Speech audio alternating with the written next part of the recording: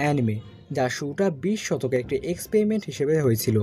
জাপানের সবচেয়ে পুরনো অ্যানিমেশনের নাম হচ্ছে কেথুদো শাসিন, যেটি কবে এবং কে তৈরি করেছিল তা আজ পর্যন্ত কেউ জানে না।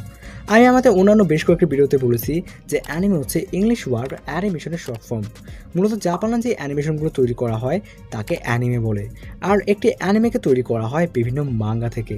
এখন তোমরা বলবে, আরে মাঙ্গা আবার কি? যদি সাধারণ ভাষায় বলি তাহলে মাঙ্গা বলতে জাপানে তৈরি করা বিভিন্ন কমিক বুককে বোঝায়। এই মাঙ্গাগুলোকে বেসিক্যালি হাতে এঁকে তৈরি করা হয়, এবং তোমরা হয়তো যাও না যে কমিক বুককে আলাদা আলাদা দেশে আলাদা আলাদা নামে ডাকা হয়। যেমন কোরিয়ান কমিককে মানুয়া বলা হয়, আবার ফ্রেঞ্চ কমিককে মানফ্রা বলা হয়, এবং চাইনিজ কমিককে মানহুয়া বলা হয়। তো আসলে কি এই অ্যানিমে এবং মাঙ্গার হিস্টোরি, যার জন্য বর্তমান দুনিয়ার ছোট থেকে বড় সবাই এক কথায় পাগল? তো সেটাই জানবো আমরা আমাদের আজকের ভিডিওতে। তো আর বেশি কথা না বাড়িয়ে শুরু করা যাক আমাদের আজকের ভিডিও।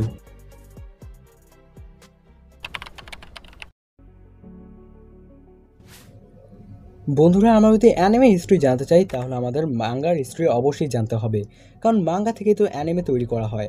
তো মাঙ্গার উৎপত্তি বা শুরু 12th সেঞ্চুরি থেকে হয়েছিল, যেগুলো বিভিন্ন স্ক্রলের মধ্যে লেখা হতো। এখন স্ক্রল কি তা হয়তো আমার বলা লাগবে না। তো সময়ের সাথে সাথে মাঙ্গা বুক আকারে এসে পড়ে। ওই সময় মাঙ্গাকে রাইট থেকে লেফট এ পড়া হতো, কিন্তু বিবর্তনের সাথে সাথে অন্যান্য দেশের সাথে তাল মিলিয়ে জাপানে এখন ম্যাক্সিমাম মাঙ্গা লেফট থেকে রাইটে পড়া হয়, মানে আমরা সাধারণভাবে যেভাবে পড়ি। বন্ধু, তোমরা এখন স্ক্রিনে যে ফটোটি দেখতে পাচ্ছ এটি 12th সেঞ্চুরিতে তৈরি করা মাঙ্গাগুলোর মধ্যে একটি, যা আর্টিস্ট ছিল কাকুয়ু নামের একজন। মাঙ্গাকে মানুষ কমনভাবে ইউজ করতে থাকে 18th সেঞ্চুরির শেষের দিক থেকে। তখন জাপানিজ আর্টিস্ট শান্ত কোয়েডেন তার বানানো পিকচার সিজিনো ইউকিকাই পাবলিশ করে।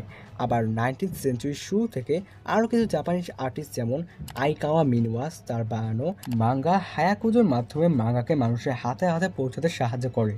এইভাবে 1945 সাল পর্যন্ত তাদের ক্রিয়েশনের মাধ্যমে তারা মাঙ্গাকে আরও বেশি জনপ্রিয় করে তোলে। তারপরে আসে মাঙ্গার সোনালি সময়। 1972 সালের পর ওয়ার্ল্ড ওয়ার 2 শেষ হয়ে যায়, তারপর উৎপত্তি হয় মডার্ন মাঙ্গায়ের। সেই সময় জাপান এমন একজন লোককে পায় যাকে গডফাদার অফ মাঙ্গা নামে জানা যায়, Osamu Tezuka, the godfather of manga. বন্ধুরা, মূলত ইনি সেই ব্যক্তি যে ফার্স্ট টাইম মাঙ্গাকে অ্যানিমেতে বদলায়। তিনি জাপানের ইতিহাসের এমন এক অধ্যায় শুরু করে যাকে বলা যায় হিস্ট্রি অফ অ্যানিমে। ওসামু তেজুকা যে ডিজনির মতো করে অ্যানিমে তৈরি করতে শুরু করে, আর 1960 সালে প্রথম অ্যানিমে টিভিতে দেখানো হয় যার নাম হচ্ছে থ্রি টেলস। 1965-এর পরে মাঙ্গার পপুলারিটি যখন আকাশ ছোঁয়া, তখন তেজুকাকে একজন লেজেন্ড হিসেবে সবাই মানতে শুরু করে।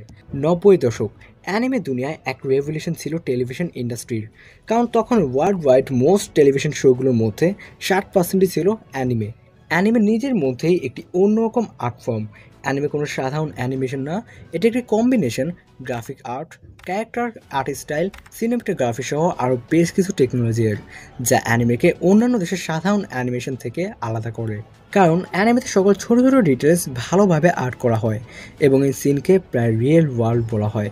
আমার কাছে অ্যানিমের সবচেয়ে বেশি ইউনিক লাগে ক্যারেক্টারগুলোর আইবলস, যা অ্যানিমে ক্যারেক্টারগুলোকে অনেক বেশি অ্যাট্রাকটিভ করে তোলে।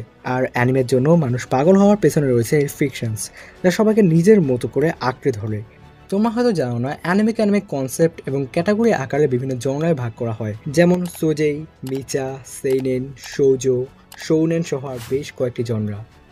তো বন্ধুরা, এই ছিল আমাদের আজকের ভিডিওটি কেমন হয়েছে নিশ্চয়ই কমেন্ট করে জানিও, এবং পরের ভিডিও কোন টপিকে বানাবো সেটাও কমেন্ট করে জানিও। তো দেখা হবো অন্য কোনো ভিডিওতে। এখনকার মতো বিদায়।